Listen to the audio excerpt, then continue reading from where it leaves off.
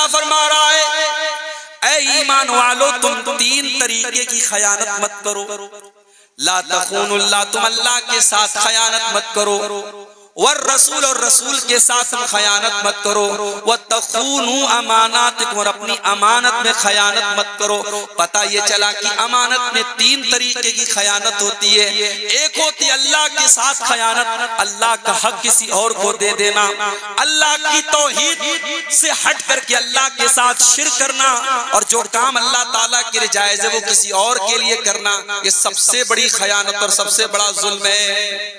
ان الشرک لظلم عظیم، سب سے بڑی خیانت اور سب سے بڑا ظلم یہ ہے کہ ہم اللہ کا حق کسی اور کو. نماز میں آ کر کے ہم کہیں ایاک نعبد و ایاک نستعین، اے اللہ ہم تیری ہی عبادت کرتے ہیں اور تجھ ہی سے مدد مانگتے ہیں. اللہ سے ہم یہ وعدہ کریں اور اللہ کے سامنے یہ اقرار کریں اور اپنی پیشانی کو اللہ کے سوا کسی اور کے آگے بھی جھکائیں. آپ کے بہت زیادہ سدھارتھ نگر سے دور نہیں ہے لکھنؤ کا دیوا، جس کو دیوا شریف کہا جاتا ہے. پچھلے مہینے میرا پروگرام بارہ بنکی کے علاقے میں تھا. کار سے مجھے جانا تھا. کار کے ڈرائیور نے کہا مولانا ہم کسی اور روٹ سے جائیں گے، ہم دیوا کے راستے سے نہیں جائیں گے. میں نے کہا کیوں؟ بولے وہاں دیوا کا میلہ چل رہا ہے، دیوا کا عرس چل رہا ہے، سارے راستے بلاک ہیں، پورے ہندوستان سے مردوں عورتوں کا جمگٹ لگا ہے، کھانے پینے کے پکوان کی دکانیں کھلی ہیں، ناچ گانا ہو رہا ہے، بے حیائی ہو رہی ہے، بے شرمی ہو رہی ہے، بے پردگی ہو رہی ہے، طوائفیں بلائی جاتی ہیں، ان کا ناچ بھی کرایا جا رہا ہے، اور اس کے بعد مزار کے اوپر جا کے وہاں مردوں اور عورتوں کے سر بھی جھک رہے ہیں. میرے پیارے ساتھیوں، یہ سب سے بڑی خیانت ہے جو آج کا مسلمان کر رہا ہے، آج کا مسلمان کر رہا ہے. اور ہم یہ کہتے ہیں صاحب فلانا مشرک ہے اور فلانا جہنمی اور فلانا غیر مسلم ہے. جانتے ہو امانت میں خیانت کس کی پہچان ہے؟ وَمِنْهُمْ مَنْ إِنْ تَأْمَنْهُ بِدِينَارٍ لَا يُؤَدِّهِ إِلَيْكَ. اے نبی یہ تو یہودیوں کی پہچان ہے کہ اگر تم کو ان کو امانت کے طور پر ایک دینار بھی دے دو گے تو اے نبی جب تک کھڑے ہو کر کے ان سے وصولو گے نہیں، وہ ایک دینار بھی تم کو واپس نہ کریں گے. اتنے بڑے بے ایمان اور اتنے بڑے امانت میں خیانت کرنے والے یہودی ہیں. امانت میں خیانت کرنا یہ یہودیوں کی نشانی ہے. اور آگے بڑھو، اللہ کے نبی فرماتے ہیں آیت المنافق ثلاث، منافق کی تین پہچان ہے، منافق کی تین علامتیں. اذا حدث کذب، جب بات کرے تو جھوٹ بولے. وَإِذَا وَعَدَ أَخْلَفَ، جب وعدہ کرے تو وعدہ خلافی کرے. وَإِذَا اؤْتُمِنَ خَانَ، اور جب امانت رکھی جائے تو خیانت کرے. آج حالات آپ دیکھیے، ابھی بنارس میں 3-4 دن پہلے کا واقعہ ہے، 6-7 سال کی معصوم بچی انتقال کرتی ہے اور قبر میں اس کے ماں باپ اس کو دفن کرتے ہیں. اور اگلے دن جب باپ قبر پہ جاتا ہے اور قبر کی حالت دیکھ کر کے ایسا لگتا ہے کہ قبر سے چھیڑ چھاڑ ہوئی ہے. بچی کی ماں آتی ہے اور کہتی ہے مجھے دل کو پتا نہیں، بھروسہ نہیں ہو رہا ہے، مجھے کچھ ڈاؤٹ لگ رہا ہے، کچھ شک لگ رہا ہے، ضرور اس قبر کے ساتھ کوئی کھلواڑ کیا گیا ہے. جب قبر کو دوبارہ کھودا گیا، بیٹی کی لاش قبر میں سے غائب ہے. پورے قبرستان میں تلاش کیا گیا تو ایک کونے میں بیٹی کی لاش ملتی ہے اور بیٹی کے ساتھ ایک آدمی ملتا ہے. اور جب اس سے پوچھ تاچھ کی جاتی ہے تو پتہ یہ لگتا ہے اس نے نشے کی حالت میں اس 6 سال کی بچی کو قبر میں سے نکالا اور اس کو اپنے بغل میں لٹا کر کے وہ سو گیا. اس کے بعد لڑکی کی لاش کو پوسٹ مارٹم کے لیے بھیجا گیا. نہیں معلوم اس مردہ 6 سال کی بچی کے ساتھ اس ظالم نے کیا کیا. میرے پیارے ساتھیوں، یہ واقعہ دیکھ کر کے اور سن کر کے رونگٹے کھڑے ہو جاتے ہیں. ہم اس سماج میں جی رہے ہیں، ہم اس سوسائٹی میں جی رہے ہیں جہاں 6-6 سال کی بچیاں مرنے کے بعد بھی سیف نہیں ہیں، ان کی لاشیں بھی سیف نہیں ہیں. ہم اس دور سے گزر رہے ہیں میرے بھائیوں جہاں قبرستان جیسی جگہ پر جہاں میرے نبی جا کر کے رویا کرتے تھے، جہاں صحابہ کرام جا کر کے رویا کرتے تھے، آج ان قبروں سے بچیوں کی لاشوں کو نکال کر کے ان کے ساتھ یہ بےہودہ حرکتیں کی جا رہی ہیں. میری پیاری ماں بہنوں، اگر اللہ نے آپ کو بیٹیوں کی ماں بنایا ہے اور آپ کو بیٹیوں کا باپ بنایا ہے تو بیٹیاں آپ کے کندھے پر بہت بڑی امانت ہے. ان بیٹیوں کو ہمیں زمانے کی گندی نظروں سے بچانا بھی ہے، ان بیٹیوں کے کردار کی حفاظت بھی کرنا ہے. اور جب وہ بیٹیاں جوان ہو جائیں تو اپنے کلیجے پر پتھر رکھ کر کے ان بیٹیوں کو ودا بھی کرنا ہے. میرے پیارے بھائیوں، اولاد بہت بڑی امانت آپ کے کندھے پر ہے اور آپ کو قیامت میں اس کا جواب دینا پڑے گا.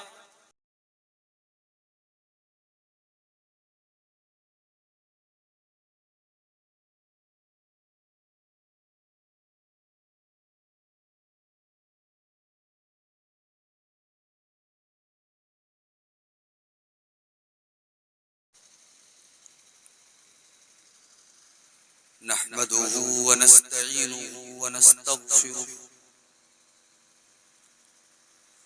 ونعوذ بالله من شرور أنفسنا ومن سيئات أعمالنا من يهده الله فلا مضل له ومن يضلل فلا هادي له وأشهد أن لا إله إلا الله وحده لا شريك له وأشهد أن محمدا عبده ورسوله يا أيها الذين آمنوا اتقوا الله حق تقاته ولا تموتن إلا وأنتم مسلمون يا أيها الناس اتقوا ربكم الذي خلقكم من نفس واحدة وخلق منها زوجها وبث منهما رجالا كثيرا ونساء واتقوا الله الذي تساءلون به والأرحام إن الله كان عليكم رقيبا يا أيها الذين آمنوا اتقوا الله وقولوا قولا سديدا يصلح لكم أعمالكم ويغفر لكم ذنوبكم ومن يطع الله ورسوله فقد فاز فوزا عظيما أما بعد فإن خير الحديث كتاب الله وخير الهدي هدي محمد صلى الله عليه وسلم وشر الأمور محدثاتها وكل محدثة بدعة وكل بدعة ضلالة وكل ضلالة في النار أعوذ بالله من الشيطان الرجيم بسم الله الرحمن الرحيم إنا عرضنا الأمانة على السماوات والأرض والجبال فأبين أن يحملنها وأشفقن منها وحملها الإنسان إنه كان ظلوما جهولا صدر محترم علماء کرام، محترم بزرگوں، نوجوان بھائیوں، پردہ نشین ماں اور بہنوں، پیارے بچوں، گنگول کا یہ پروگرام کافی پہلے سے طے تھا۔ پروگرام کی تاریخ جب لی گئی تھی تب اندازہ نہیں تھا کہ موسم کئی انداز ہوگا۔ موسم میں کافی ٹھنڈ آ چکی ہے اور یہ آپ حضرات کا کمال ہے، کتاب و سنت سے آپ کی محبت ہے کہ رات کے 12 بجنے والے ہیں اور آپ ابھی تک الحمدللہ پنڈال کے نیچے جمے ہوئے ہیں۔ ہماری مائیں بہنیں بھی تشریف فرما ہیں۔ بڑا ہی خوبصورت خطاب جنت کے مناظر اور جنت کی نعمتوں کے تعلق سے شیخ عرفان نوری مدنی حفظہ اللہ کا آپ نے سماعت فرمایا۔ آج کے پروگرام کے مقررین کا عنوان پہلے سے پوسٹر پہ، اشتہار پہ دے دیا گیا تھا۔ میری تقریر کا عنوان امانت کے اوپر دیا گیا ہے۔ امانت کا اسلام میں کیا تصور ہے، امانت کی کیا اہمیت ہے، اور امانت کے تعلق سے آج ہمارا رویہ کیا ہے، اس تعلق سے کچھ باتیں مجھے آج آپ کے سامنے رکھنا۔ میرے بھائیوں، امانت کیا ہے؟ امانت کے لفظ کی حقیقت کو سمجھنے کے لیے میں سمجھتا ہوں کہ سورہ احزاب کی وہ آیت کریمہ جو میں نے آپ کے سامنے خطبہ مسنونہ میں پڑھی ہے، اس آیت کو اگر ہم سمجھ لیں تو امانت کا مطلب بھی ہمیں بڑی آسانی سے سمجھ میں آ جائے۔ آئیے پہلے اس آیت کو ہم سمجھنے کی کوشش کریں۔ قرآن کا 22واں پارہ سورۃ الاحزاب کی لاسٹ کی آیتوں میں سے ایک آیت ہے، اِنَّا عَرَضْنَا الْأَمَانَةَ عَلَى السَّمَاوَاتِ، بے شک ہم نے امانت کو پیش کیا آسمانوں کے اوپر، اِنَّا عَرَضْنَا الْأَمَانَةَ عَلَى السَّمَاوَاتِ وَالْأَرْضِ وَالْجِبَالِ، ہم نے امانت کو آسمانوں کے اوپر پیش کیا، ہم نے امانت کو زمین کے اوپر پیش کیا، ہم نے امانت کو پہاڑوں کے اوپر پیش کیا، فَأَبَيْنَ أَن يَحْمِلْنَهَا، لیکن آسمانوں نے بھی انکار کر دیا کہ ہمارے بس کی بات نہیں ہے، زمین نے بھی انکار کر دیا کہ میری طاقت کے باہر ہے، بڑے بڑے پہاڑوں نے جن کو اللہ تعالیٰ نے زمین کو تھامنے کے لیے زمین کے اندر پیدا کیا ہے، ان پہاڑوں نے بھی امانت کو اپنے کندھوں پر اٹھانے سے انکار کر دیا، سب نے انکار کر دیا۔ فَأَبَيْنَ أَن يَحْمِلْنَهَا، امانت، اب صرف امانت کا لفظ اللہ نے استعمال کیا، کوئی اور لفظ استعمال نہیں کیا۔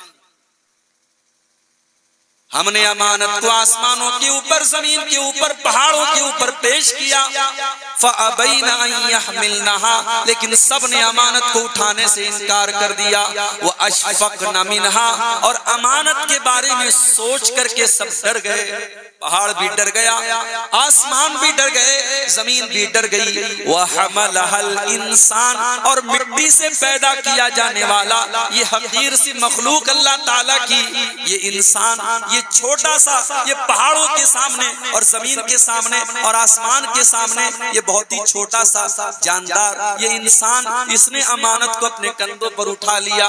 إِنَّهُ كَانَ ظَلُومًا جَهُولًا، اے انسان تو بہت بڑا ظالم ہے، ایک تو نے اپنی اوقات کو نہیں دیکھا، اپنی حیثیت کو نہیں دیکھا، اس امانت، وہ امانت کتنی بھاری چیز ہے، تو نے اس کو نہ سمجھا اور اپنے کندھوں پر اٹھا لیا، اور اٹھا تو لیا لیکن تو نبھا نہیں رہا ہے، تو اس امانت کا حق ادا نہیں کر رہا ہے۔ إِنَّهُ كَانَ ظَلُومًا جَهُولًا، یہ انسان بہت بڑا ظالم ہے اور بہت بڑا جاہل ہے، یہ انسان اس امانت کی قدر و قیمت کو نہ سمجھ پایا اور اس امانت کا حق ادا نہ کر پایا۔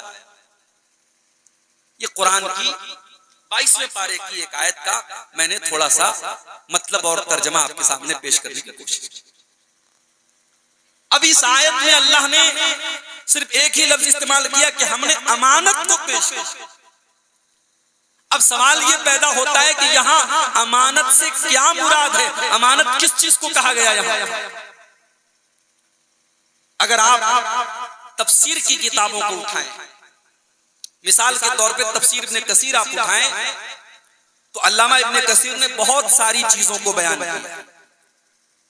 علامہ ابن کثیر کہتے ہیں یہاں امانت سے مراد اللہ تعالیٰ کی اطاعت کرنا ہے، اللہ کی فرما برداری کرنا ہے۔ آگے علامہ ابن کثیر کہتے ہیں کہ ایک قول یہ بھی بیان کیا گیا ہے کہ یہاں امانت سے مراد اللہ کے فرائض کو ادا کرنا ہے۔ ایک قول یہ بھی بیان کیا گیا ہے کہ امانت سے مراد یہاں نماز ہے، روزہ ہے، اور ایک قول یہ بھی بیان کیا گیا کہ امانت سے مراد غسل جنابت ہے۔ بڑی عجیب بات ہے، بھئی انسان ناپاک ہوتا ہے، جنوبی ہوتا ہے، میاں بیوی کی ملاقات ہوتی ہے تو جو غسل انسان کے اوپر فرض ہوتا ہے اس کو غسل جنابت کہتے ہیں۔ اس آیت کی تفسیر میں علامہ ابن کثیر لکھتے ہیں کہ امانت سے مراد غسل جنابت بھی بعض علماء نے بیان کیا۔ بعض علماء نے یہاں تک لکھا عورت پیریڈ میں، حیض میں، اور حیض کے ختم ہو جانے کے بعد اس کے اوپر جو غسل واجب ہوتا ہے، جو غسل اس کے اوپر فرض ہوتا ہے، اس کو یہاں امانت کہا گیا ہے۔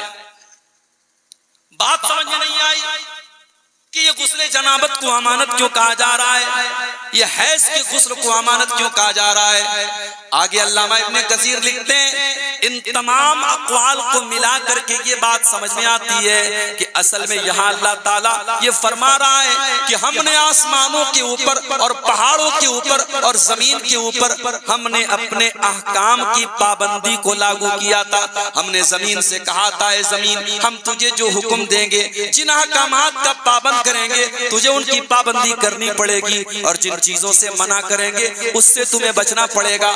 ہم نے اپنی شریعت کی پابندی زمین کے اوپر پیش کی, پہاڑوں کے اوپر پیش کی, آسمانوں کے اوپر پیش کی. سب نے انکار کر دیا, انسان نے اٹھا لیا مگر انسان نے حق ادا نہ کیا. جو اس امانت کو اٹھائے گا اسے اللہ جنت دے گا اور جو اس امانت کا حق ادا نہ کر پایا وہ جہنم میں جائے. گویا امانت صرف یہی نہیں ہے کہ میں نے آپ کو 100 روپے دیے اور آپ نے کہا مولانا عبدالغفار صاحب نے 100 روپے مجھے امانت کے طور پہ دیے ہیں, ایک سال کے بعد ایک مہینے کے بعد میں نے واپس مانگا, آپ نے وہ 100 روپے مجھے ریٹرن لوٹا دیے. امانت کا اتنا چھوٹا سا مفہوم جو ہمارے دماغ میں بیٹھا ہوا ہے, امانت یہ نہیں ہے میرے بھائی.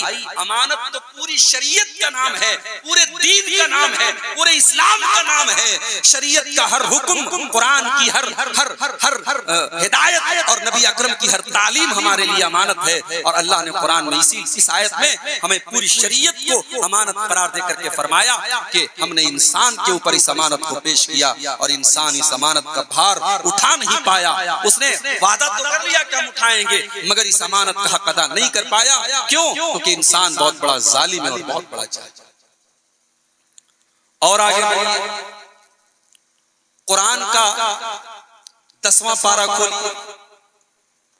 سورہ انفال میں اللہ تعالیٰ فرماتا ہے یا ایھا الذین آمنوا لا تخونوا اللہ والرسول وتخونوا اماناتکم. بڑے غور سے سنیے گا, اللہ فرما رہا ہے اے ایمان والو تم 3 طریقے کی خیانت مت کرو. لا تخونوا اللہ, تم اللہ کے ساتھ خیانت مت کرو, والرسول اور رسول کے ساتھ خیانت مت کرو, وتخونوا اماناتکم اور اپنی امانت میں خیانت مت کرو.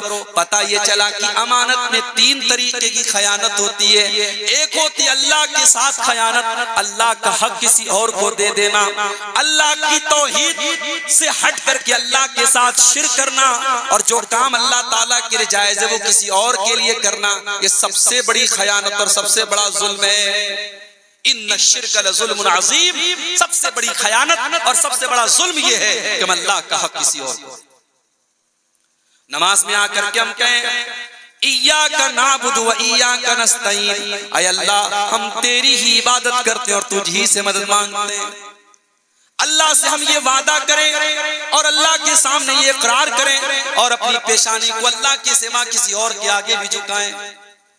آپ کے بہت زیادہ سدھارتھ نگر سے دور نہیں ہے لکھنؤ کا دیوا, جس کو دیوا شریف کہا جاتا ہے. پچھلے مہینے میرا پروگرام بارہ بنکی کے علاقے میں تھا. کار سے مجھے جانا تھا, کار کے ڈرائیور نے کہا مولانا ہم کسی اور روٹ سے جائیں گے, ہم دیوا کے راستے سے نہیں جائیں گے. میں نے کہا کیوں؟ بولے وہاں دیوا کا میلہ چل رہا ہے, دیوا کا عرس چل رہا ہے, سارے راستے بلاک ہیں, پورے ہندوستان سے مردوں عورتوں کا جمگٹ لگا ہے, کھانے پینے کے پکوان کی دکانیں کھلی ہیں, ناچ گانا ہو رہا ہے, بے حیائی ہو رہی ہے, بے شرمی ہو رہی ہے, بے پردگی ہو رہی ہے, طوائفیں بلائی جاتی ہیں, ان کا ناچ بھی کرایا جا رہا ہے, اور اس کے بعد مزار کے اوپر جا کے وہاں مردوں اور عورتوں کے سر بھی جھک رہے ہیں. میرے پیارے ساتھیوں, یہ سب سے بڑی خیانت ہے جو آج کا مسلمان کر رہا ہے, آج کا مسلمان کر رہا ہے. اور ہم یہ کہتے ہیں صاحب فلانا مشرک ہے اور فلانا جہنمی اور فلانا غیر مسلم ہے. علامہ مولانا الطاف حسین حالی نے 100-150 سال پہلے جو نقشہ کھینچا تھا 2023 میں بھی ایسا لگتا ہے آج کے ماحول کو دیکھ کر کے نقشہ کھینچا. کرے غیر گر بت کی پوجا تو کافر, کواکب میں مانے کرشمہ تو کافر, جھکے آگ پر بہرے سجدہ تو کافر, جو ٹھہرائے بیٹا خدا کا تو کافر. مگر مومنوں پر کشادہ ہے راہیں, پرستش کریں شوق سے جس کی چاہیں, نبی کو جو چاہیں خدا کر دکھائیں, اماموں کا رتبہ نبی سے بڑھائیں, مزاروں پہ جا جا کے نظریں چڑھائیں, شہیدوں سے جا جا کے مانگے دعائیں. نہ توحید میں کچھ فرق اس سے آوے، نہ اسلام بگڑے نہ ایمان جاوے۔ میرے بھائیو یہ کیسی توحید ہے؟ ایک طرف لا الہ الا اللہ کا کلمہ بھی پڑھا جا رہا ہے، ایک طرف ایاک نعبد و ایاک نستعین کا اقرار بھی کیا جا رہا ہے، اور دوسری طرف غریب نواز کا لقب کسی اور کو دیا جا رہا ہے، بندہ نواز کا خطاب کسی اور کو دیا جا رہا ہے، مشکل کشا کا لقب کسی اور کو دیا جا رہا ہے، کالے اور لال پیلے دھاگوں کو مشکل کشا بنایا جا رہا ہے، بچوں کے ماتھے پر ٹیکا لگا کے یہ سمجھا جا رہا ہے کہ میرے بچے کو نظر بد سے بچا لیں گے۔ کان کھول کر کے سن لو میرے پیارے ساتھیوں، سب سے بڑی خیانت یہی ہے، لا تخون اللہ، اے ایمان والو تم اللہ کے ساتھ خیانت مت کرو۔ اور اللہ کے نبی کو خطرہ تھا اپنی امت کے بارے میں، خطرہ تھا آپ کو اپنی امت کے بارے میں کہ میری امت کے اندر یہ حالات آئیں گے۔ اللہ کے پیارے نبی فرماتے ہیں، ترمذی کی صحیح روایت ہے، لا تقوم الساعة حتى تلحق قبائل من امتی بالمشرکین، قیامت اس وقت تک نہیں آئے گی جب تک میری امت کے لوگ مشرکوں کے ساتھ مل نہیں جائیں گے، وحتى يعبد الاوثان، اور میری امت کے لوگ بھی بتوں کی پوجا نہ کرنے لگیں گے، بت پرستی نہ کرنے لگیں گے۔ میرے بھائیوں ایک پتھر کی مورتی کو اگر عبادت کرنے والا اور اس کے سامنے سر جھکانے والا اگر مشرک ہے تو کسی بزرگ کی، کسی ولی کی، کسی نیک بندے کی قبر پہ جا کر کے سر جھکانے والا موحد نہیں ہو سکتا ہے۔ اگر کھڑی مورتی کی پوجا کرنے والا مشرک ہے تو کسی کو لٹا دیا جائے اور کوئی پڑا اور پڑی مورتی اور پڑا بت بنا دیا جائے تو اس کی عبادت کرنے والا موحد کیسے ہو سکتا ہے؟ اللہ کے نبی فرماتے ہیں میری امت کے اندر بھی بت پرستی کی جائے گی، اور صحیح مسلم کی حدیث کے اندر اللہ کے پیارے نبی یہاں تک فرماتے ہیں، لا تقوم الساعة، قیامت اس وقت تک نہیں آئے گی، حتی یہاں تک کہ آپ نے فرمایا حتی یطوف علیات نساء دوس حول ذی الخلصہ، یہاں تک کہ قبیلے دوس کی عورتیں ذو الخلصہ نامی بت کا چکر نہ لگائیں گی۔ ذو الخلصہ یہ قبیلے دوس کے اندر ایک بت تھا، اس بت کا چکر قبیلے دوس کی عورتیں نہ لگائیں گی، یعنی وہ دور جاہلیت کی ساری چیزیں مسلمانوں کی سوسائٹی میں لوٹ آئیں گی۔ اور آج ہم دیکھ رہے ہیں شادی بیاہ کا سیزن چل رہا ہے، ہمارے یہاں شادی بیاہ کے موقع پر میں نے دیکھا ایک جگہ ایک برتن میں ایک کپڑے میں بہت ساری چیزیں رکھی تھی، میں نے کہا یہ کیا ہے؟ بولے صاحب سہاگ کی پڑیا ہے، سہاگ کی پڑیا ہے۔ اس میں کیا ہے؟ اس میں پتہ ہے کہ سندور بھی ہے، اس میں منگل سوتر بھی ہے، اس میں وہ تمام چیزیں ہیں جن کا اسلام سے کوئی تعلق نہیں ہے، جو ہمارے غیر مسلم بھائیوں کا کلچر ہے۔ آج مسلمان اپنی شادی میں سہاگ کی پڑیا، میری ماں اور بہنوں اسلام میں سہاگ کی کوئی نشانی نہیں، اسلام میں سہاگ کی کوئی نشانی نہیں ہے۔ سہاگ کی نشانی آپ کے دل میں آپ کے شوہر کی محبت ہے، سہاگ کی نشانی آپ کے دل میں اپنے شوہر کا احترام ہے۔ اسلام میں نہ کوئی منگل سوتر ہے، اسلام میں نہ کوئی ماتھے کا سندور ہے، اور اسلام میں نہ کوئی ماتھے کی بدیا ہے، اور اسلام میں نہ کوئی شوہر کے نام کی لاکٹ ہے۔ اسلام کی نظر میں اگر سہاگ کی کوئی نشانی ہے تو بیوی کے دل میں شوہر کی محبت ہے۔ آج ہماری سوسائٹی میں یہ کام ہو رہا ہے میرے بھائیوں، یہ پہلی خیانت۔ دوسری خیانت فرمایا والرسول، اور رسول کے ساتھ تم خیانت نہ کرو۔ رسول کے ساتھ خیانت کیا ہے؟ سب سے زیادہ محبت اگر کسی سے ہونی چاہیے، اللہ کے نبی فرماتے ہیں لا یؤمن احدکم حتی اکون احب الیہ من والدہ وولدہ والناس اجمعین، کوئی انسان مومن نہیں ہو سکتا ہے جب تک اپنے باپ سے زیادہ، اپنی اولاد سے زیادہ اور تمام لوگوں سے زیادہ وہ اپنے نبی سے محبت نہ کرے۔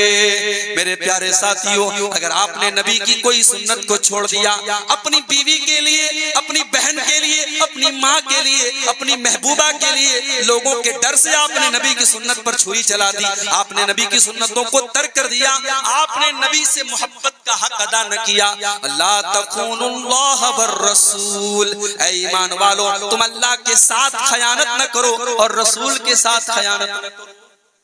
محبت کا دعویٰ تو بہت سارے لوگ، محبت کا دعویٰ تو وہ بھی کر رہے ہیں جو 12 ربیع الاول کو بڑی بڑی کیک کاٹ رہے ہیں، بڑے بڑے جبہ دھاری اور بڑے بڑے داڑھی والے، بڑے بڑے علامہ، بڑے بڑے ڈگری یافتہ لوگ آج کیک کاٹ رہے ہیں صاحب، ہم اللہ کے پیارے نبی کا جشن ولادت منا رہے ہیں، ہم آپ کا برتھ ڈے سیلیبریٹ کر رہے ہیں۔ جس مذہب میں نہ برتھ ڈے منانے کی، نہ اینیورسری منانے کی، نہ کوئی پیدائش کا دن منانے کی، نہ مرنے کا دن منانے کا کوئی کلچر نہیں ہے، آج اس اسلام کا ماننے والا اپنے نبی کا برتھ ڈے منا رہا ہے اور کہہ رہا ہے صاحب مجھے اپنے نبی سے بڑی محبت رسول کس کو کہتے ہیں میرے بھائیو؟ ہم نے سمجھا ہی نہیں، ہم نے محبت رسول کا مطلب سمجھا ہی نہیں۔ ہم نے سمجھا سال کے ایک دن اچھل لیے، کود لیے، جھنڈیاں لگا لی، نبی کا نام لے کر کے نعرے لگا لیے، ہم نے نبی کی محبت کا حق ادا کر دیا۔ میرے بھائیو تم کیا جانو کہ نبی سے محبت کیا ہوتی ہے؟ اما عائشہ فرماتی ہیں ایک صحابی اللہ کے نبی کے پاس آتے ہیں اور آ کر کے کہتے ہیں اے اللہ کے نبی میں آپ سے بہت محبت کرتا ہوں، اتنی محبت کرتا ہوں جب تک میں آپ کو دیکھ نہ لوں میرے دل کو قرار نہیں ملتا، میرے دل کو سکون نہیں ملتا۔ اے اللہ کے نبی میں کبھی کبھی یاد کرتا ہوں جب میری موت ہو جائے گی اور آپ بھی دنیا سے چلے جائیں گے، رفیق مع النبیین، تو اے اللہ کے نبی آپ تو نبیوں کے ساتھ ہوں گے اور میں تو ایک عام مسلمان ہوں، اگر میں جنت میں جاؤں گا تو میں آپ کے مقام پر تو نہیں رہوں گا۔ اے اللہ کے نبی میں آپ کا دیدار کیسے کروں گا، میں آپ کو جنت میں کیسے دیکھوں گا؟ محبت اس کو کہتے ہیں کہ دنیا میں نبی کے دیدار کے بغیر چین نہیں ہے، اور جنت میں اپنے نبی کا دیدار کیسے کریں اس کی چنتا اور اس کی ٹینشن ہے صحابی کو۔ اللہ کے پیارے نبی نے کوئی جواب نہیں دیا۔ تھوڑی دیر کے بعد حضرت جبریل علیہ السلام آئے اور سورہ نساء کی آیت لے کر کے آئے، وَمَن يُطِعِ اللَّهَ وَالرَّسُولَ فَأُولَئِكَ مَعَ الَّذِينَ أَنْعَمَ اللَّهُ عَلَيْهِم مِّنَ النَّبِيِّينَ وَالصِّدِّيقِينَ وَالشُّهَدَاءِ وَالصَّالِحِينَ وَحَسُنَ اولئک رفیقا۔ جو اللہ کی اطاعت کرے گا، جو رسول کی اطاعت کرے گا، وہ قیامت کے دن اللہ کے بہترین بندوں کے ساتھ رہے گا، وہ نبیوں کے ساتھ رہے گا، وہ صدیقین کے ساتھ رہے گا، وہ شہیدوں کے ساتھ رہے گا، وہ نیک لوگوں کے ساتھ رہے گا۔ اللہ کے پیارے نبی نے صحابی کو بلایا اور قرآن کی یہ آیت پڑھ کے سنا دی۔ آپ نے فرمایا اے میرے صحابی اگر تم اپنے نبی کے ساتھ جنت میں جانا چاہتے ہو، قرآن کی یہ آیت تمہیں پیغام دے رہی ہے، تم اپنے نبی کی اطاعت کرو، تم اپنے نبی کی اتباع کرو، تم اپنے نبی کے نقش قدم پہ چلو، اللہ جنت میں تمہیں اپنے نبی کے ساتھ رکھے گا۔ تو اللہ کے ساتھ خیانت مت کرو اور رسول کے ساتھ خیانت۔ وَتَخُونُوا أَمَانَاتِكُمْ، اور اے ایمان والو اپنی امانتوں میں خیانت نہ کرو۔ یہ تیسری امانت میں خیانت کیا ہے؟ یہ بندوں کے حقوق میں خیانت ہے۔ کسی کا مال آپ نے ہڑپ لیا، کسی کی زمین آپ نے ہڑپ لی، کسی کا حق آپ نے نہ دیا، یہ اس کے حق میں خیانت ہے، اور یہ خیانت اللہ کے بہت بھاری پڑے گی۔ اللہ کے نبی فرماتے ہیں لَتُعَدُّنَّ الْحُقُوقَ إِلَىٰ أَهْلِهَا، او لوگوں تم دنیا میں لوگوں کا حق دے دو ورنہ قیامت کے دن دینا پڑے گا۔ حَتَّى يُقَادَ لِلشَّاةِ الْجَلْحَاءِ مِنَ الشَّاةِ الْقَرْنَاءِ، یہاں تک کہ قیامت کے دن اگر بغیر سینگ والی بکری کو اگر سینگ دار بکری نے اگر مارا ہے، اس کے اوپر ظلم و زیادتی کی ہے، اس سینگ والی بکری سے بھی قصاص لیا جائے گا، اس سے بھی بدلہ لیا جائے گا۔ اگر تم نے کسی کا حق مارا ہے تو قیامت کے دن اس حق کو چکانا پڑے گا۔ جانتے ہو ابھی زلزلہ آیا تھا نیپال کے بنارس میں، میں نہیں تھا اس وقت، میں ٹرین پہ تھا، بہار میں تھا۔ میری اہلیہ سے بات ہو رہی تھی، انہوں نے کہا کہ ابھی زلزلہ محسوس ہوا ہے، ہلکا سا زلزلہ، پورے یوپی کے اندر اس کا جھٹکا محسوس، ہلکا سا زلزلہ، جہاں زلزلہ آیا وہاں تباہی ہوئی اور باقی علاقوں میں زلزلہ محسوس۔ یہ زلزلہ جس کو سائنٹسٹ ناپ رہے ہیں یہاں یہ کتنے پیمانے کا زلزلہ ہے، یہ کتنا خطرناک زلزلہ ہے، اس کی تریوتا کو، اس کی شدت کو آج سائنسدان ناپ رہے ہیں۔ میرے پیارے ساتھیوں ایک زلزلہ ایسا بھی آنے والا ہے جس زلزلے کی شدت کو کوئی ناپ نہ سکے گا۔ یا ایھا الناس اتقوا ربکم ان زلزلۃ الساعۃ شیء عظیم، وہ قیامت کے دن کا زلزلہ ہوگا جو بڑا خطرناک ہوگا۔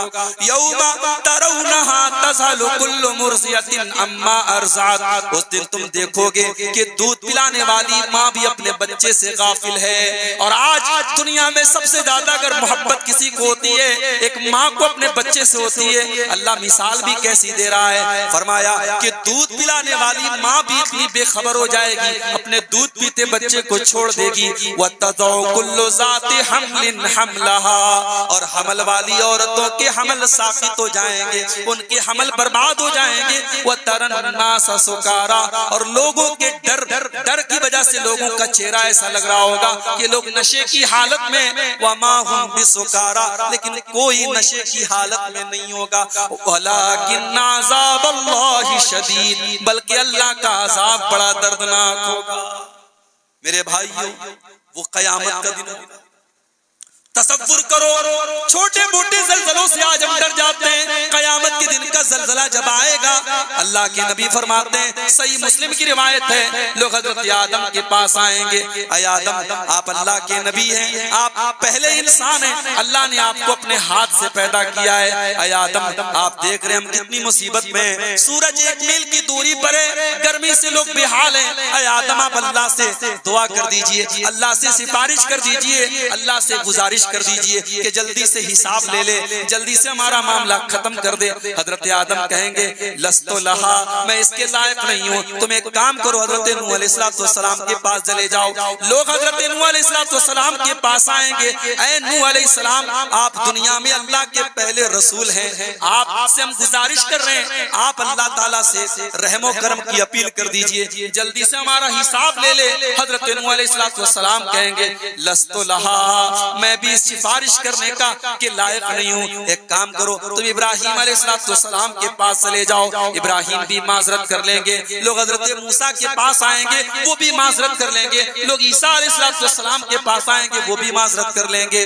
حضرت عیسیٰ کہیں گے او لوگو تم ایک کام کرو، اللہ کے آخری نبی جناب محمد الرسول اللہ صلی اللہ علیہ وسلم کے پاس چلے جاؤ۔ اب سب سے آخر میں لوگ ہمارے نبی کے پاس آئے، سارے انبیاء کی زبان سے ایک ہی جواب نکلے کہ مجھے اپنی فکر ہے، نفسی نفسی، مجھے تو اپنی چنتا ہے، میں اس کے لائق نہیں ہوں۔ سارے انبیاء کو تو اپنی جان کی اور اپنی پہلے فکر ہوگی، مگر ہائے ہائے ہمارے نبی کو کس کی فکر ہوگی؟ حدیث کے الفاظ ہیں، بخاری کے الفاظ ہیں، مسلم کے الفاظ ہیں، اللہ کے نبی فرمائیں گے انا لہا، ہائے لوگوں میں تمہاری سفارش کروں گا۔ آپ کو اپنی امت کی فکر ہوگی، آپ اللہ کی بارگاہ میں سجدہ کریں گے اور اللہ کی ایسی تعریف کریں گے جو آج تک کسی نے نہ کی ہوگی، اور اللہ کی طرف سے آواز آئے گی یا محمد ارفع راسک، اے محمد اپنا سر اٹھائیے، سل توتا، آج مانگی آپ کو دیا جائے گا، اشفا تو شفا، آج آپ سفارش کیجئے، آپ کی سفارش کو قبول کیا جائے گا۔ اس کے بعد اللہ کے نبی فرماتے ہیں فَتُرْسَلُ الْأَمَانَةُ وَالرَّحِمُ، جب اللہ تعالیٰ میری سفارش کو قبول فرمائے گا تو 2 چیزیں اللہ تعالیٰ کی طرف سے بھیجی جائیں گی، ایک امانت بھیجی جائے گی اور دوسری رشتہ داری بھیجی جائے گی۔ فَتَقُومَانِ عَلَى جَنَبَتَيِ الصِّرَاطِ، اور پل صراط کے دونوں طرف یہ دونوں چیزیں کھڑی ہو جائیں گی، ایک طرف امانت کھڑی ہو جائے گی، ایک طرف رشتہ داری کھڑی ہو جائے گی، اور جن لوگوں نے امانت میں خیانت کی ہوگی اور جن لوگوں نے حقدار اپنے رشتہ دار کے ساتھ رشتہ توڑا ہوگا، رشتہ کاٹا ہوگا، یہ دونوں اس کو پل صراط کو پار کرنے نہیں دیں گی۔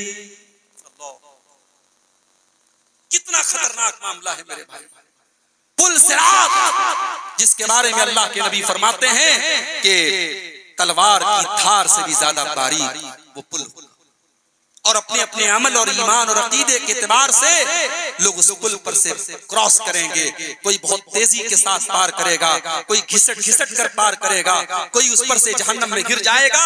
اس پل کے اوپر ایک بریکر کی طرح کھڑے ہو جائیں گے، ایک طرف امانت اور ایک طرف رحم، رشتہ داری، اور یہ دونوں، جس نے امانت میں خیانت کی ہوگی اور جس نے رشتہ داری کا حق ادا نہ کیا ہوگا، اس کو یہ پل صراط پار کرنے نہیں دیں گے۔ میرے پیارے ساتھیوں، امانت وہ چیز ہے۔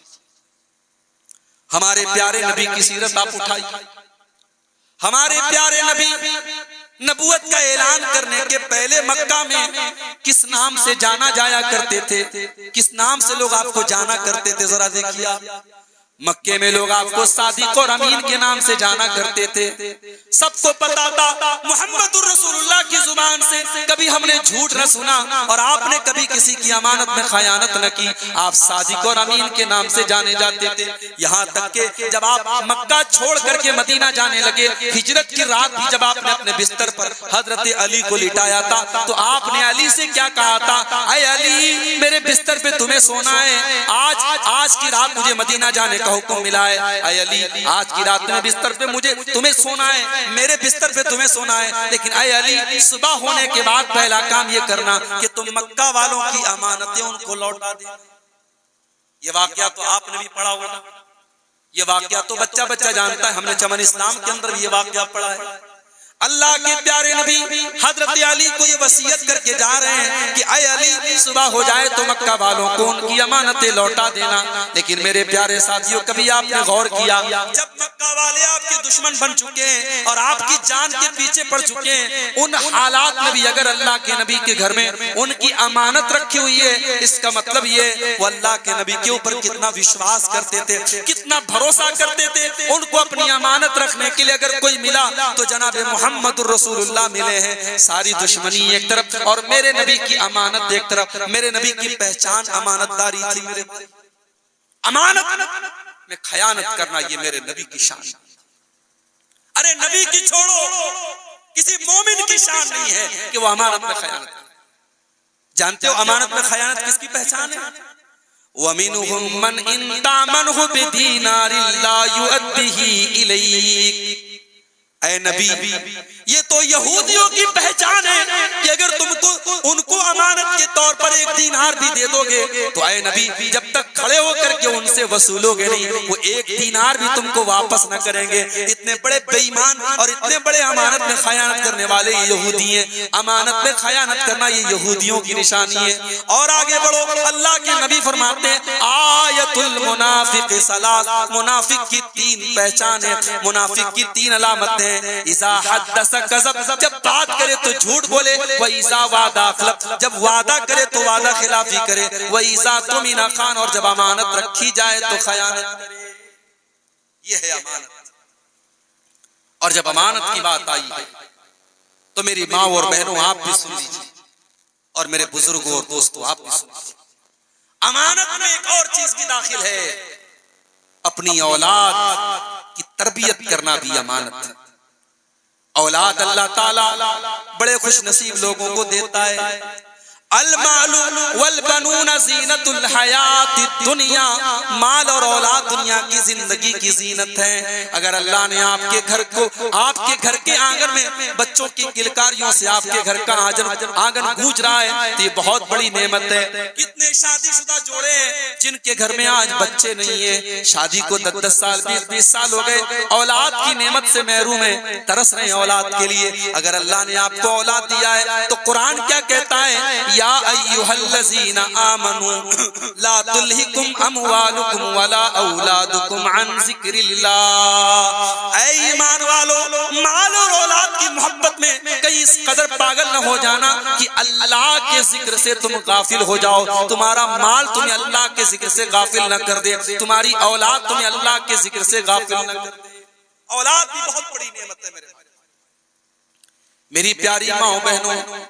آپ گھر میں رہتی ہیں, جوان بیٹی آپ کی آپ کے ساتھ رہتی ہے, بیٹی جوان ہو رہی ہے, زمانے کی ہوسناک نگاہیں آپ کی بیٹی کے اوپر پڑ رہی ہیں اور آپ کی بیٹی بھی زمانے کے رنگ میں رنگی چلی جا رہی ہے.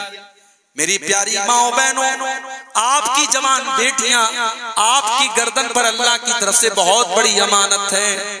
بیٹی کو پالنا اور بیٹی کی پرورش کرنا یہ بہت بڑا امتحان ہے. اللہ کے نبی فرماتے ہیں من ابتلی من هذه البنات کن له سترا من النار.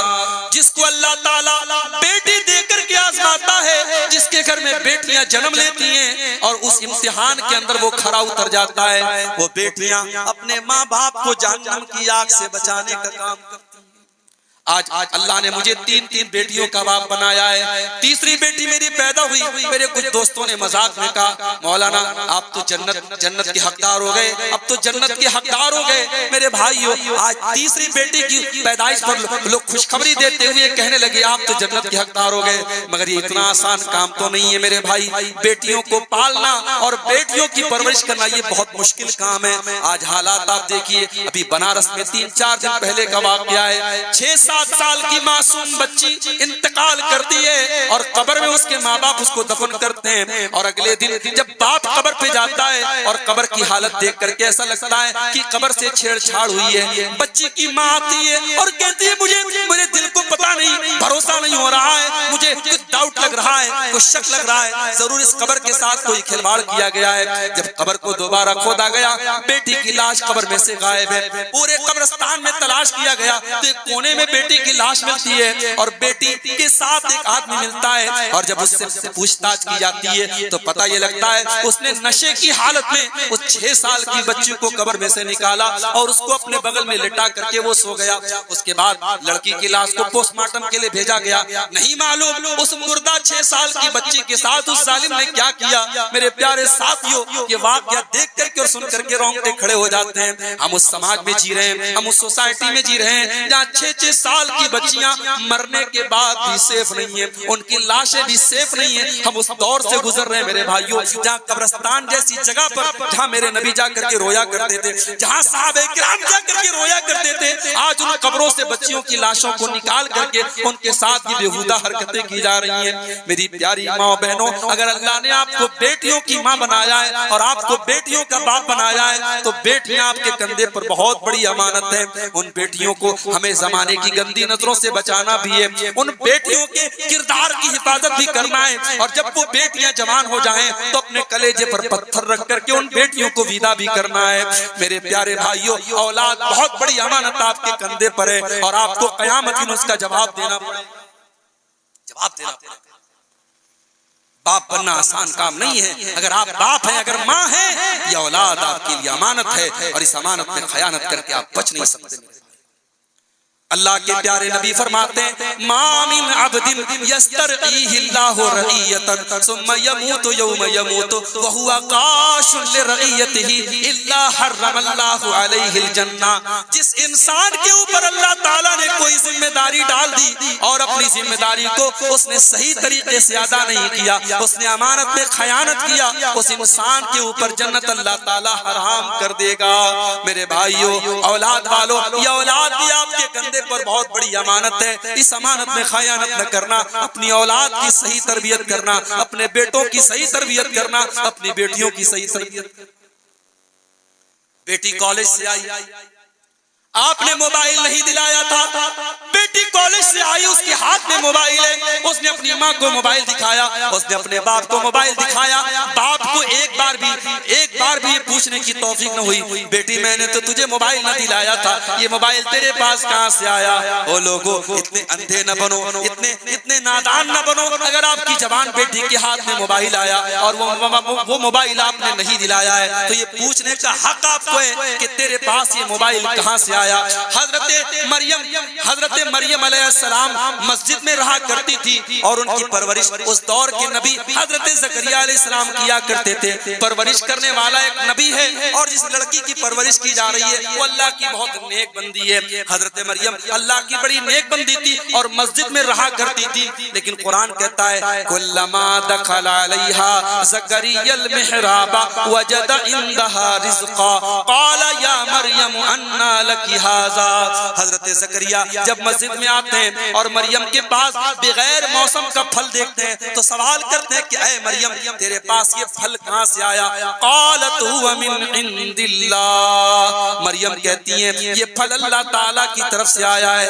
ان اللہ یرزق من یشاء بغیر حساب. اللہ جس کو چاہتا ہے بے حساب روزی دیتا ہے. تب جا کر کے حضرت زکریا کو خیال آیا کہ اگر میری بھانجی کو, اگر میری سالی کی بیٹی کو, اگر مریم کو بغیر موسم کا پھل مل سکتا ہے تو مجھ بوڑھے کو اللہ تعالیٰ اولاد کیوں نہیں دے سکتا ہے. تب حضرت زکریا نے اولاد مانگی اور اللہ نے ان کو بڑھاپے میں یحییٰ عطا کیا تھا. تھا میرے بھائیو مریم کے حضرت زکریا کے جیسے مربی بنو. آپ کی بیٹیاں کہاں جا رہی ہیں, آپ کے بیٹے کہاں جا رہے ہیں, ان کی تربیت کرنا یہ آپ کی ذمہ داری. آج معاف کیجیے گا ہمارے 4 سال کے بچوں کو 5 سال کے بچوں کو آج موبائل پال رہا ہے. ماں نہیں پال رہی ہے, باپ نہیں پال رہا ہے, موبائل پال رہا ہے.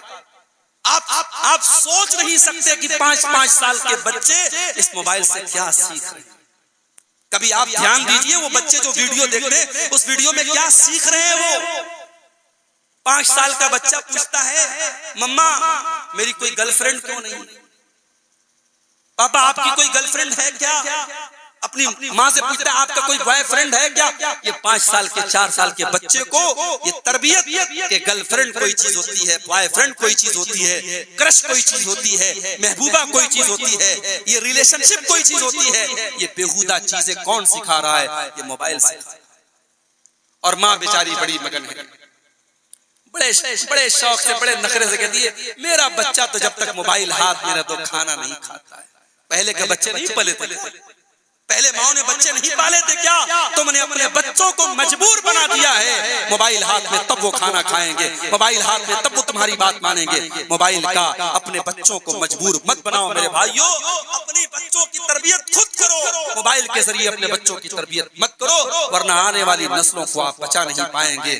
عربی کا ایک شاعر کہتا ہے لیس الیتیم من انتہا ابواہ من ہم الحیات وخلفاہ ذلیلا. یتیم وہ انسان نہیں ہے جس کے ماں باپ اسے دنیا میں چھوڑ کے چلے گئے ہوں. ان الیتیم هو الذی تلقى له ام تخلت او ابا مشغولا.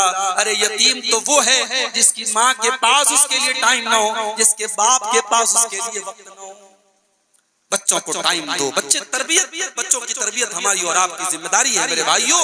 اولاد بھی بہت بڑی امانت ہے اور اس امانت کا جواب ہمیں دینا. اور آگے بڑھیے, اپنے نوجوان ساتھیوں سے کہنا چاہتا ہوں اللہ نے آپ کو جوان بنایا ہے, آپ کے جسم کے اندر طاقت ہے, آپ کے جسم کے اندر انرجی ہے, آپ وہ کام کر سکتے ہیں جو 40 سال کا 50 سال کا انسان نہیں کر سکتا ہے. میرے نوجوان ساتھیوں یہ جوانی بھی اللہ کی بہت بڑی امانت ہے, یہ بہت بڑی امانت ہے اور اس جوانی کا حساب بھی ہمیں اللہ کے یہاں دینا پڑے گا. اللہ کے نبی فرماتے ہیں لا تزول قدم ابن آدم من عند ربہ یوم القیامہ. قیامت کے دن انسان اپنی جگہ سے ہل نہ پائے گا جب تک 5 سوالوں کے جواب نہ دے دے. پہلا سوال کیا جائے گا ان عمرہ فیما افنا, میرے بندے تو نے اپنی عمر کو کہاں گزارا, تو نے اپنی زندگی کو کہاں گزارا. اور دوسرا سوال کیا جائے گا وعن شبابہ فیما ابلا, میرے بندے تو نے اپنی جوانی کو کہاں گزارا. تو نے 18 سال سے لے کر کے 40 سال کا جو طاقت کا دور تھا, جو انرجی کا دور تھا, تو نے وہ دور کہاں گزارا. اس دور کا تجھے حساب دینا پڑے گا, تجھے اپنی جوانی کا حساب دینا پڑے گا. اپنے رب کو جوانی میں بھولا ہے تو, اپنے رب کو جوانی میں بھولا ہے تو, اور طاقت کے بھوتے پہ پھولا ہے تو. جب جوانی ڈھلے گی تو پچھتائے گا, پھر تو رونے رلانے سے کیا فائدہ. میرے بھائیو یہ جوانی آج ہے, یہ جوانی آج ہے, لیکن اس بات کی کوئی گارنٹی نہیں کہ جوانی کے ختم ہونے تک ہم اور آپ زندہ رہیں گے. ہم نے اپنی آنکھوں سے دیکھے کتنے نوجوانوں کے جنازے ہم نے کورونا میں اٹھائے, کتنے نوجوان آج بھی ہماری آنکھوں کے سامنے کسی خطرناک بیماری میں مبتلا ہوتے ہیں اور انتقال کر جاتے ہیں. اسی سدھارتھ نگر کی سرزمین کا ایک نوجوان عالم دین, ممبئی کی سرزمین پر امامت کرانے والا اور تقریر کے میدان میں اپنا لوہا منوانے والا شیخ عبد الرحمن سلفی ہمارے دوستوں میں سے تھے. آپ نے دیکھا کتنا خطرناک ان کے ساتھ حادثہ ہوا تھا, اور اسی طریقے کا ایک بڑا خطرناک حادثہ میرے ساتھ ہی ہوا. اللہ تعالیٰ نے حفاظت فرمائی. میرے بھائیوں حادثے پوچھ کر کے نہیں آئیں گے, موت آپ سے پوچھ کر کے آپ کے دروازے پر دستک نہیں دے گی. میرے بھائیوں یہ جوانی اللہ کی بہت بڑی نعمت ہے. جوانی کا غلط یوز نہ کرو, جوانی کا غلط استعمال نہ کرو, جوانی کو مستانی نہ بناؤ, جوانی کو زنا کاری اور بدکاری میں نہ گزارو. گزارو. یہ جوانی بہت بڑی امانت ہے. اللہ کے نبی فرماتے ہیں اغتنم خمسا قبل خمس, 5 چیزوں کی قدر کرو 5 چیزوں کے آنے سے پہلے. 5 چیزوں کو غنیمت سمجھو 5 چیزوں کے آنے سے پہلے. پہلی چیز آپ نے فرمایا شبابک قبل حرمک, اپنی جوانی کی قدر کرو بڑھاپے کے آنے سے پہلے. دوسری چیز وصحتک قبل سقمک, اپنی تندرستی کی قدر کرو بیمار ہونے کے پہلے. اور تیسری چیز آپ نے فرمایا وغناک قبل فقرک, اپنی دولت کی قدر کرو غریب ہونے سے پہلے. اور چوتھی چیز وفراغک قبل شغلک, اپنے وقت کی قدر کرو اس کے پہلے کہ تم مصروف ہو جاؤ بزی ہو جاؤ. اور پانچویں چیز وحیاتک قبل موتک, اپنی زندگی کی قدر کرو اس کے پہلے کہ موت آ جائے. میرے بھائیوں قرآن کریم میں اللہ تعالیٰ نے حضرت موسیٰ کا واقعہ بیان کیا.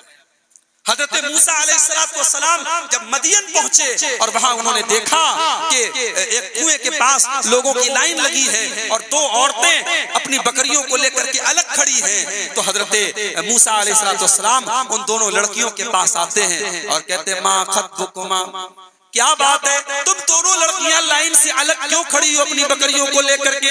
قالتا لا نسقی حتی یصدر الرعاء, تو دونوں لڑکیوں نے جواب دیا یہ مردوں کی لائن لگی ہے اور مردوں کی لائن میں ہم عورتوں کا لائن میں کھڑے ہونا اور ان سے اپنے جسم کو ٹچ کرانا یہ مناسب نہیں ہے. جب مردوں کی بھیڑ ختم ہو جائے گی تب اپنی بکریوں کو ہم پانی پلائیں گے. او میری پیاری ماں بہنوں, اس کو کہتے شرم و حیا, اس کو کہتے غیرت. آج ہماری مسلمان لڑکیاں آج دیکھو سوشل میڈیا پر اپنے فوٹو ڈال رہی ہیں, آج فیس بک کے اوپر اپنی تصویریں ڈال رہی ہیں, آج واٹس ایپ کے اوپر اپنی تصویریں ڈال رہی ہیں. ہاں ایک احسان یہ کرتی ہیں کہ پورا کپڑا تو نظر آ رہا ہے, پورا زیور تو نظر آ رہا ہے, مہندی کا ڈیزائن تو نظر آ رہا ہے. ہاں چہرے کو چھپا لیتی ہیں, چہرے کے اوپر کوئی ایموجی بنا دیتی ہیں, چہرے کے اوپر کوئی اسٹار بنا دیتی ہیں اور یہ دکھاتی ہے کہ صاحب ہم تو بڑے پردہ والے گھر سے تعلق رکھتی ہیں, ہم اپنا چہرہ نہیں دکھاتی ہیں. میری پیاری ماں بہنوں, ایک عورت سر سے پیر تک چھپانے کی چیز ہے. اللہ کے نبی فرماتے ہیں المرأۃ عورۃ, عورت پردے میں رہنے کی چیز ہے. فَإِذَا خَرَجَتِ اسْتَشْرَفَهَا الشَّيْطَانُ, جب یہ عورت پردے سے نکلتی ہے شیطان کا ہتھیار بن جاتی ہے. میری پیاری ماں بہنوں, جو قرآن آپ سے یہ کہتا ہے فَلَا تَخْضَعْنَ بِالْقَوْلِ فَيَطْمَعَ الَّذِي فِي قَلْبِهِ مَرَضٌ, اے مسلمان عورت جب تو کسی غیر مرد سے بات کرے تو تیری بات کرنے کا لہجہ بھی سخت ہونا چاہیے, تیرے آواز میں کڑک پن ہونا چاہیے, تیری آواز میں نرمی نہیں ہونی چاہیے. کہیں ایسا نہ ہو کہ سامنے والا تیرے بارے میں کچھ اور سوچنے لگے. میری پیاری ماں بہنوں, جو قرآن اس معاملے میں اتنی سختی کرنے کا حکم دیتا ہے وہ قرآن اس بات کی اجازت کیسے دے دے گا کہ ٹرین میں آپ اپنا چہرہ کھول کر اور اپنا نقاب اتار کر کے آپ ٹرینوں میں سفر کریں, آپ فلائٹوں میں سفر کریں, آپ فیس بک اور سوشل میڈیا پر اپنے فوٹوز کو ڈالیں. میری پیاری ماں بہنوں, ان دونوں لڑکیوں کی شرم و حیا کو دیکھو. انہوں نے کہا کہ یہ مردوں کی لائن لگی ہے اور مردوں کی لائن میں سے ہم اپنے جانوروں کو پانی نہ پلائیں. حضرت موسیٰ علیہ السلام آگے بڑھے اور دونوں کی بکریوں کو آگے بڑھ کر کے پانی پلاتے, اور جب آگے بڑھ کر کے پانی پلا دیا تو انتظار نہیں کیا کہ دونوں لڑکیاں کہ تھینک یو, بہت بہت شکریہ, جزاک اللہ خیر. کوئی شکریہ کا انتظار نہیں کیا, ان کو بکریاں تھمائیں اور آ کر کے پیڑ کے نیچے بیٹھ گئے اور اللہ سے دعا کرنے لگے رب انی لما انزلت الی من خیر فقیر, اے پروردگار تیرا بندہ موسیٰ بڑے لمبے سفر سے آیا ہے, اے اللہ بھوکا ہوں, پیاسا ہوں, بے در ہوں, اے اللہ تو میں تیرے کرم کا محتاج ہوں, اب تو ہی کرم فرما دے. ادھر موسیٰ کے منہ سے دعا نکلی, ادھر دونوں لڑکیاں جب اپنے گھر جاتی ہیں اور اپنے باپ کو بتاتی ہیں کہ اے ابا جان آج ایک بڑا شریف انسان ملا تھا, اس نے ہماری بکریوں کو پانی پلایا, نہ نظر بھر کے ہم کو دیکھا, نہ ہم سے ہمارا نام پوچھا, نہ ہم سے ہمارا پتہ پوچھا, نہ ہمارے شکریہ کا انتظار کیا, ہماری مدد کر کے چلا گیا. تو ابا جان نے کہا کہ جا کر کے اس کو بلا کے لاؤ, ہم اسے کچھ اجرت دینا چاہتے ہیں. تو جب وہ دونوں لڑکیاں, ان دونوں لڑکیوں میں سے ایک لڑکی واپس آتی ہے تو قرآن کہتا ہے فَجَاءَتْ إِحْدَاهُمَا تَمْشِي عَلَى اسْتِحْيَاءٍ, دونوں لڑکیوں میں سے ایک لڑکی واپس آئی اور جب وہ چل رہی تھی اللہ فرماتا ہے شرما شرما کے چل رہی تھی. پتہ یہ چلا کہ ایک مسلمان لڑکی کی چال سے پتہ لگ جانا چاہیے کہ وہ شریف گھر کی لڑکی ہے, اس کی چال کے اندر بھی شرم و حیا ہونی چاہیے. عورت کی چال بتا دیتی ہے, وہ شرم و حیا حیا والے فیملی سے تعلق رکھتی ہے یا بے حیا فیملی سے تعلق رکھتی ہے، وہ شرما شرما کی آتی ہے اور کہتی ہے کہ میرے ابا نے آپ کو بلایا ہے، میرے ابا آپ کو آپ کی محنت کا بدلہ دینا چاہتے ہیں۔ قرآن کہتا ہے جب موسیٰ علیہ السلام حضرت شعیب کے گھر پہنچے، دونوں لڑکیوں کے گھر پہنچے اور لڑکیوں کے باپ کو پورا واقعہ سنایا، تو لڑکیوں میں سے ایک لڑکی نے کہا تھا یا ابت استاجرہ ان خیر من استاجرت القوی الامین، اے ابا جان ہمیں ایک نوکر کی ضرورت ہے، اے ابا جان ان کو آپ نوکری پر رکھ لیجئے، ان کو اپنے گھر کا ملازم بنا لیجئے۔ اے ابا جان ایک ملازم کے اندر، ایک نوکر کے اندر، ایک کسی کام کرنے والے ورکر کے اندر دو چیزیں ہونی چاہیے، ایک تو وہ طاقتور ہونا چاہیے اور دوسری امانت دار ہونا چاہیے۔ اے ابا جان یہ انسان امانت دار بھی ہے، اس نے ہم دونوں لڑکیوں کو اکیلے میں دیکھ کر کے موقع کا فائدہ نہ اٹھایا، موقع پر چوکا نہ مارا، اس نے ہمیں ایک نظر اٹھا کر کے بھی نہ دیکھا، اس نے اپنی نظروں کا غلط استعمال نہ کیا، اور ابا جان یہ جسمانی اعتبار سے بھی بڑا طاقتور ہے، آپ اس کو مزدوری پر رکھ لیجئے۔ میرے پیارے نوجوان ساتھیوں، موسیٰ علیہ السلام کا واقعہ میں بتا رہا ہے کہ ہم اپنی جوانی کو امانت دار جوانی بنائیں، ہم جوانی کے معاملے میں امانت دار بنیں۔ میرے پیارے نوجوان ساتھیوں، اپنی آنکھوں کا غلط استعمال نہ کرو، یہ بھی جوانی میں خیانت ہے، اپنے ہاتھوں کا غلط استعمال نہ کرو، یہ بھی جوانی میں خیانت ہے، اپنی شرمگاہ کا غلط استعمال نہ کرو، یہ بھی امانت میں خیانت ہے۔ اور آگے بڑھیے، سوشل میڈیا کا دور ہے، فیس بک کا دور ہے، انسان اپنے ماں باپ کے ساتھ بھلائی کرے یا نہ کرے، فیس بک پر مدرس ڈے اور فادرس ڈے ضرور مناتا ہے۔ انسان ریئل میں لوگوں سے تعلقات بہت کم رکھتا ہے، مگر فیس بک پر اس کے ہزاروں دوست ہوتے ہیں۔ یہ سوشل میڈیا کا دور ہے۔ میرے پیارے بھائیوں، سوشل میڈیا بھی بہت بڑی نعمت ہے اور بہت بڑی امانت ہے، آپ اس کا اچھا استعمال کر کے بہت سارے بھلائی کے کام کر سکتے ہیں، آپ اچھی باتوں کو شیئر کر سکتے ہیں، آپ علماء کے بیانات کو پھیلا سکتے ہیں، آپ توحید کی دعوت کو عام کر سکتے ہیں، اور اسی سوشل میڈیا کے ذریعے آپ لڑکیوں سے ناجائز تعلق بھی قائم کر سکتے ہیں، جو کہ ہو رہا ہے۔ آج سوشل میڈیا زناکاری اور بدکاری کا ایک پلیٹ فارم بھی بن چکا ہے، اور آج سوشل میڈیا کے اندر نہ جانے کتنے لڑکے اور لڑکیاں ایک دوسرے سے پہلے تعلق بناتے ہیں، بات چیت کے ذریعے معاملہ شروع ہوتا ہے اور وہ جا کر کے ختم ہوتا ہے زناکاری اور بدکاری کے اوپر۔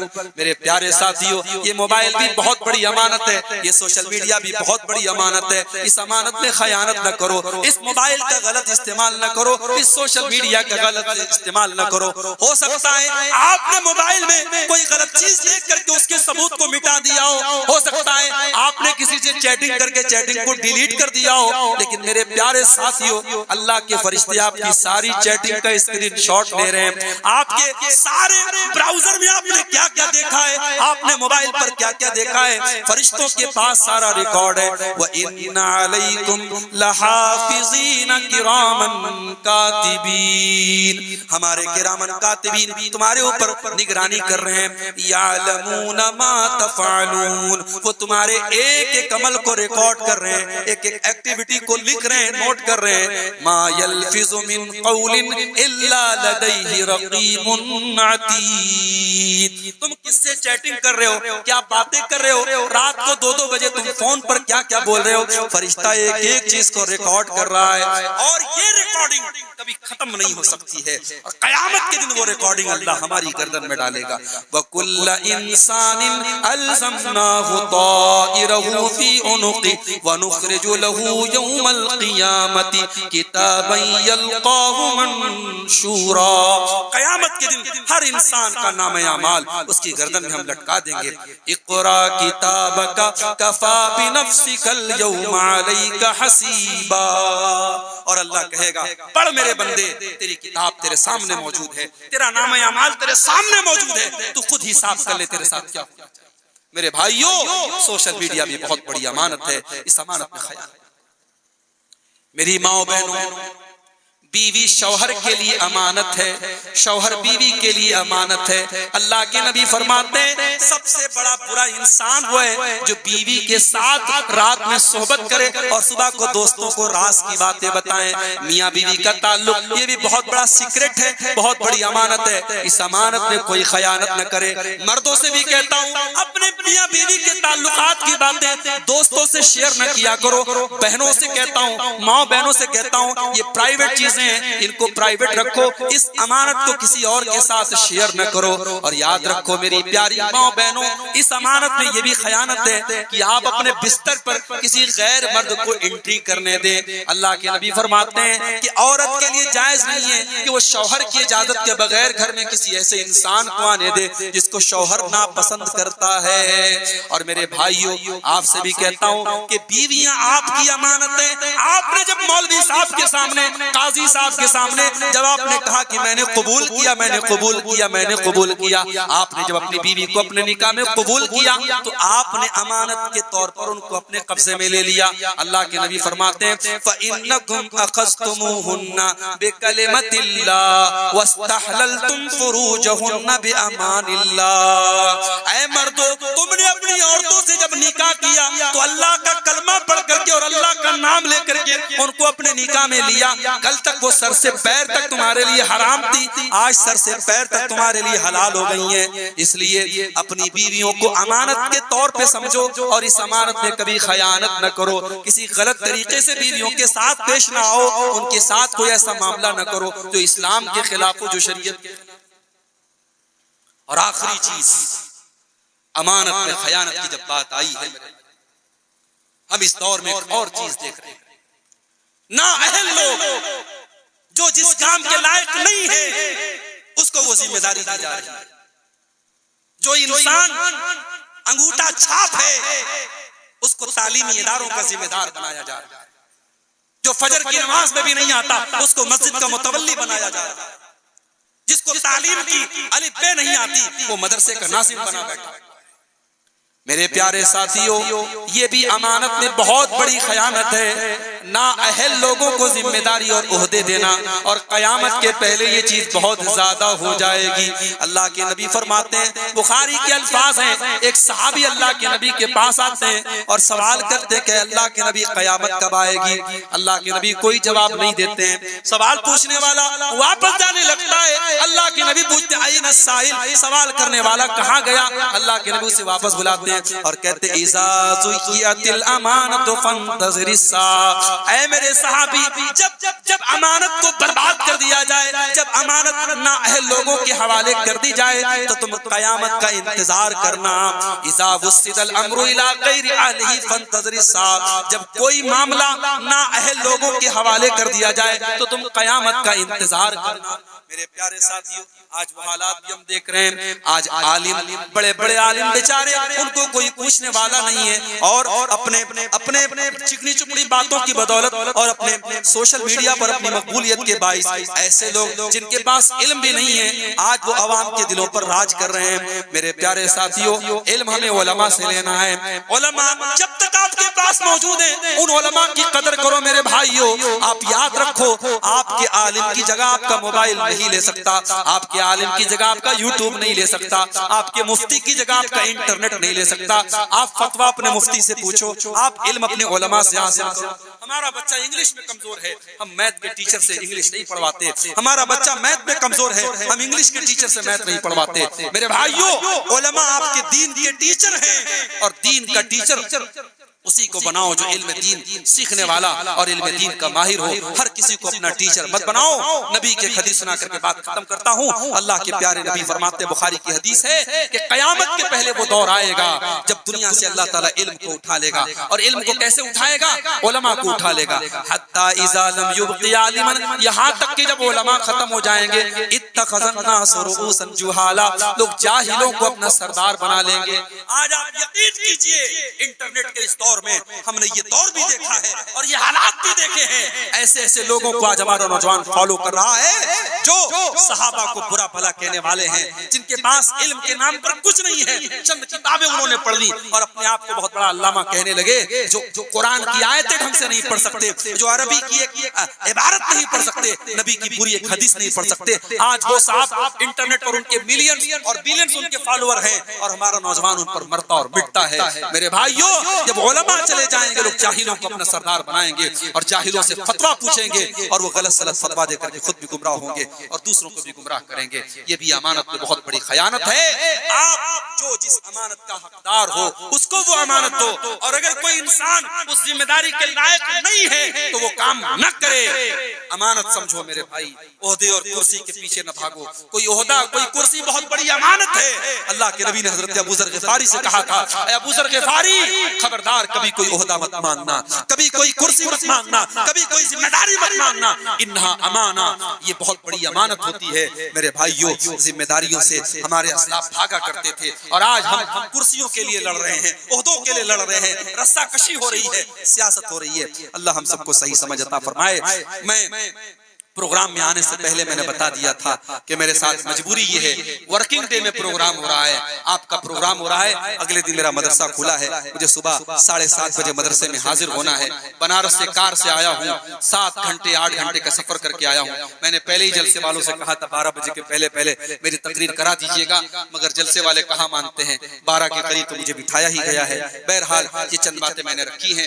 دعا کیجئے، سفر ہے، لمبا سفر ہے، صحیح سلامت اپنی منزل تک پہنچوں اور آئندہ پھر آپ کے درمیان آنے کا موقع ملتا رہے اور دین کی باتیں جو اللہ تعالیٰ نے جو تھوڑا بہت اللہ تعالیٰ کی طرف سے علم دیا گیا ہے اس میں سے کچھ چیزیں آپ کے سامنے پیش کروں. دعا ہے اللہ رب العالمین سے ہمیں کہنے سننے سے زیادہ عمل کی توفیق عطا فرمائے. رب العالمین جن علماء کے خطابات آج ہوئے ہیں سب کی باتوں پر ہم سب کو عمل کرنے کی توفیق عطا فرمائے. رب العالمین ہمیں کہنے سننے سے زیادہ عمل کی توفیق دے. اللہ ہمارے بیماروں کو شفا عطا فرمائے. اللہ ہمارے مظلوموں کی مدد فرمائے. جب تک دنیا میں زندہ رکھے اسلام پر زندہ رکھے اور ہم سب کا خاتمہ ایمان پر ہو. آمین. اور ربنا تقبل منا انك انت السميع العليم وتب علينا انك انت التواب الرحيم. وصلى الله تعالى على نبينا محمد واله وصحبه اجمعين. والسلام عليكم ورحمة الله.